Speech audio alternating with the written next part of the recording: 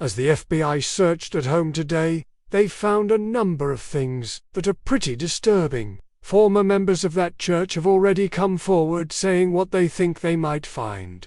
Good evening. I'm the co-anchor here. Thank you for joining us. You got a live look outside right now of that house where federal agents did serve that search warrant this morning.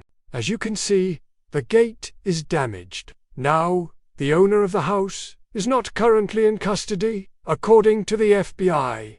However, they did remove several people from the home and did question them.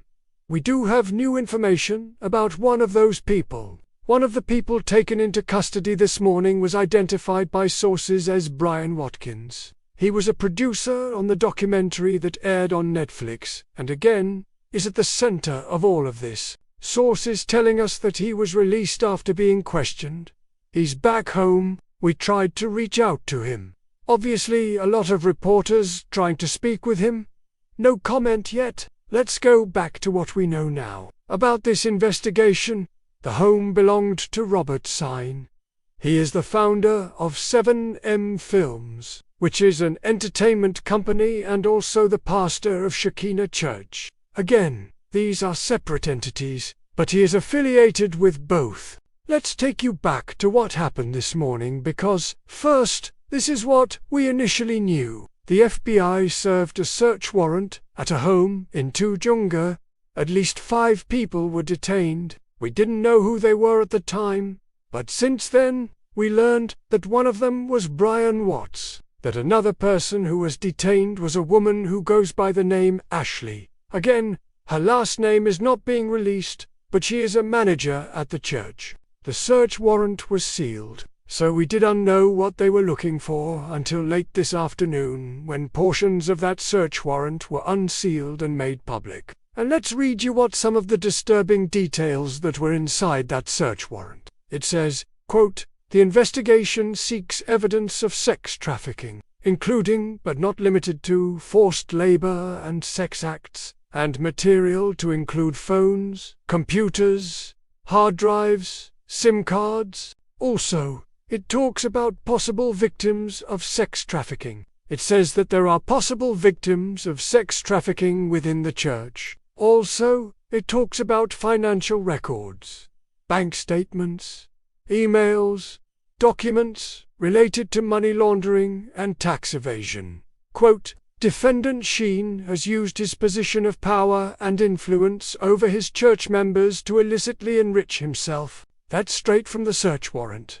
This is the second time this year that federal agents raided locations connected to the church. Back in April, they raided 2 other homes. People who were inside those homes, they were also detained. Ultimately, no charges were filed against them. But now there's a lot of questions about what was found during this most recent raid. Former members of the church want answers, and they want justice. They say that whatever it is, the FBI is going to find it, and they've given us some insight about what they believe the FBI is looking for. Take a listen to this. These are the words of a former member of the church. Quote, I hope they find all of the messages and videos of all the horrible things that he has done. I hope they find the millions of dollars that he has laundered. I hope they find everything. This all stems from the Netflix documentary, again, Dancing for the Devil, the 7M TikTok cult. It tells the story of the church and its founder, and it focuses on the group's alleged history of sex, trafficking, and abuse. The documentary prompted a Los Angeles City Council resolution that labeled the church a cult. The church responded by suing the council and its members. The lawsuit claims the church has been Meanwhile, the church remains open. Services are being held and its social media accounts are active. We reached out to the church multiple times, but again, they declined to comment, and the attorney for the church has been on a bit of a media tour today talking about this. Take a listen to what the attorney had to say. This is Mark J. He says, quote, If there was a search warrant issued, it was issued based on lies and misrepresentations. Period. There's nothing more to say about that. He was asked specifically about the allegations, though.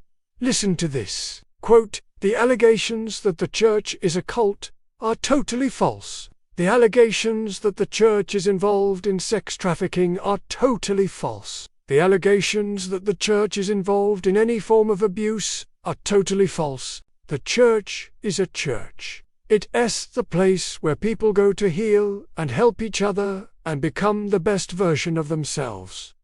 Those are the words of the attorney. Now, a representative for the church also appeared on another show. He said that the church has done nothing wrong and has cooperated fully with authorities. He also called the raid unprecedented, but again, that representative would not go on camera. That was also true when we reached out to him directly. We said, "Hey, we would like to interview you on our show tonight."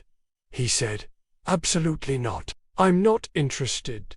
He added that the church wants to be left alone. Here's what the church representative said, quote, "We're a religious institution, and they're picking on us and treating us unfairly." He also accused the media of bias, saying that the church has not received fair coverage. But former church members tell us they welcome this latest round of scrutiny. They want the world to see what they've seen. And again, they say the FBI will find it. They've talked about texts, messages, recordings, images, videos, emails, and financial records that could prove their allegations. And they claim that the church founder manipulated them for years, exploited them, abused them, and they say he did it under the guise of religion. Again, what we can tell you right now, 5 people were detained. One of them was Brian Watkins. He is back home.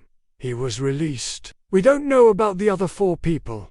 We don't know if they're going to be charged. We don't know what they've been charged with, if they've been charged at all. The search warrant does indicate that they were looking for records and that they believe there might be some evidence of possible sex trafficking, money laundering, tax evasion, and that is why they executed the search warrant. The search warrant also indicated that they were looking for specific items, and those included documents, computers, cell phones, hard drives, and any photos or videos. So they were looking for a lot of different things. We will continue to follow this story tomorrow and bring you the latest developments. In the meantime, if you have any information, anything at all, please contact the FBI.